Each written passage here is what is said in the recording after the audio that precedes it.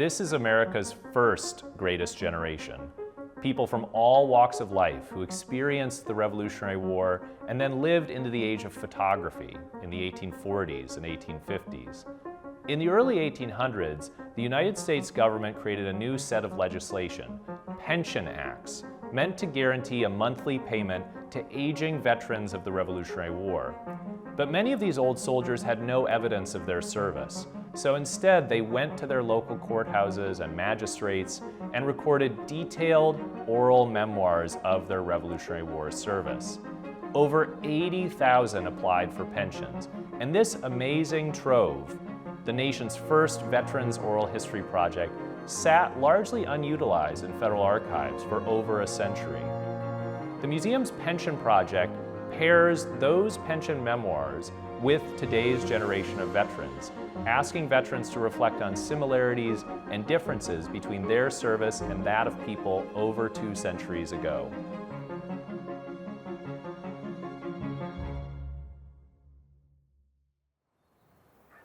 I was born in the township of Amwell, in the county of Hunterdon, on the 15th January 1754.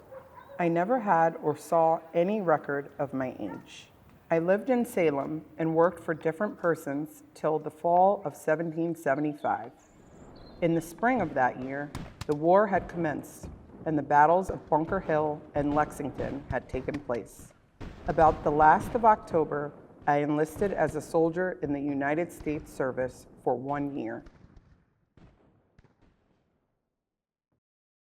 Jacob Francis was born in 1754.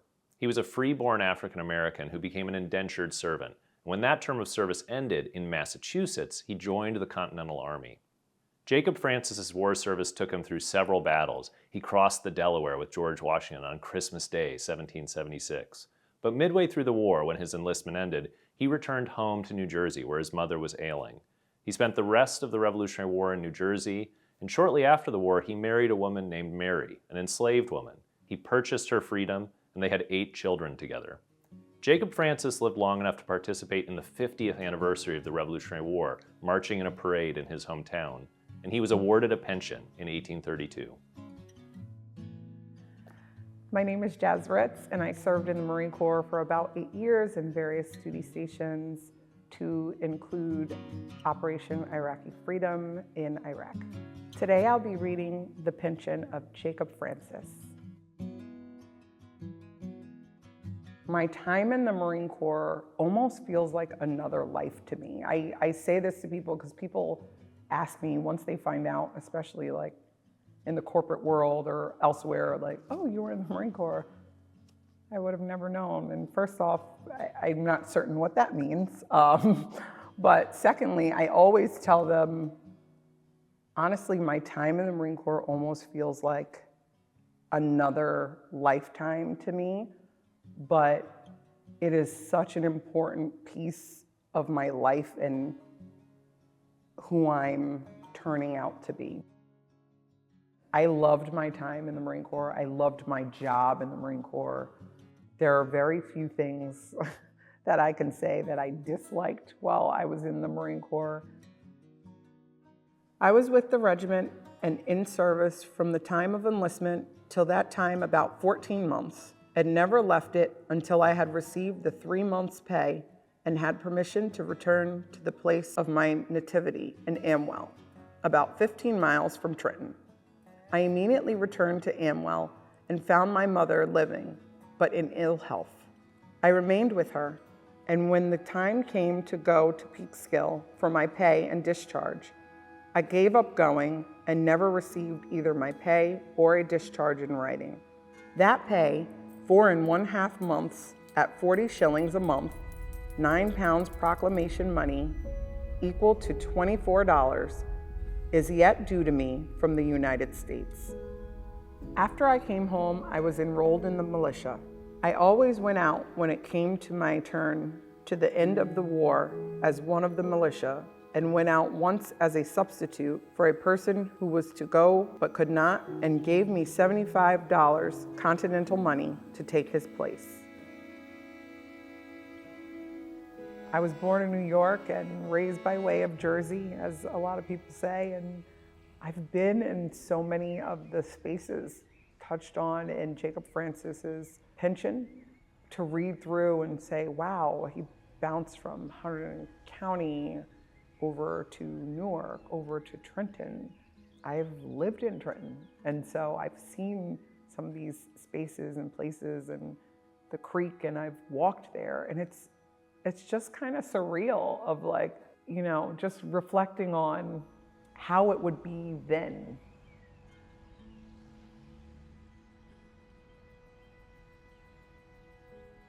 At the time that I enlisted in the Marine Corps, I was in a very, very dark place. I had went away to college, and I was dating someone very seriously for a couple years, and they had a car accident and they passed away very unexpectedly.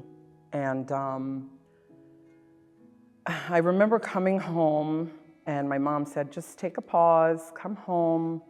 And I did, and I was working, but I was working to party. And I was working and I didn't go back to school, and I was working and partying and working and partying. And one night I was tired from partying and I said, let me look up the Marine Corps. I went to the recruiter the next day, and I left like 3 weeks later.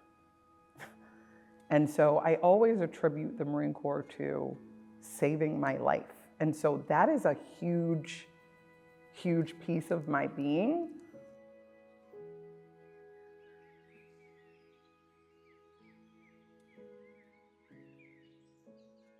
An alarm came that there was an attack on the militia at Elizabethtown, and our company marched out towards Elizabeth, 2 miles or more, along the road till we came to a piece of rising ground where the British came in sight.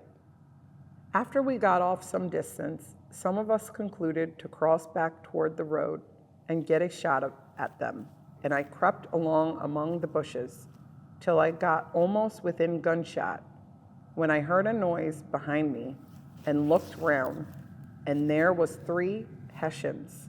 I was taken by the Hessians that took me out to the road to the British Army and marched with them under guard through Newark and was carried some distance up the river called Second River. And sometime in the night, we came to a creek that ran down into the river. Some of our militia, but I don't know who, expecting the British, had placed themselves in some bushes and fired on the British as we came up. This created some confusion. There was 4 men had me under guard. They turned in the alarm and left me. I stepped down the bank into the bushes and laid down. The militia that had fired retreated. I lay in the bushes sometime till they were all gone, then came out and pushed back to Newark. A lot of people say veterans we're selfless and they thank us for our service and how courageous we are, but to do that and your family is not even free in this country to just be in their being is unfathomable to me. After the time that he served, he was able to buy his wife's freedom.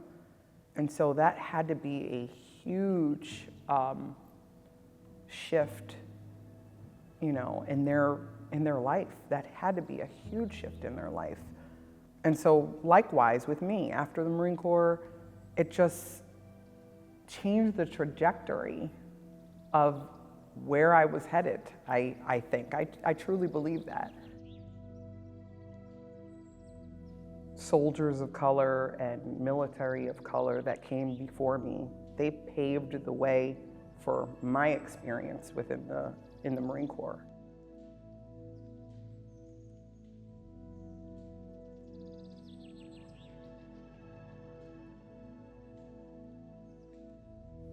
Jacob Francis was a soldier of the Revolution.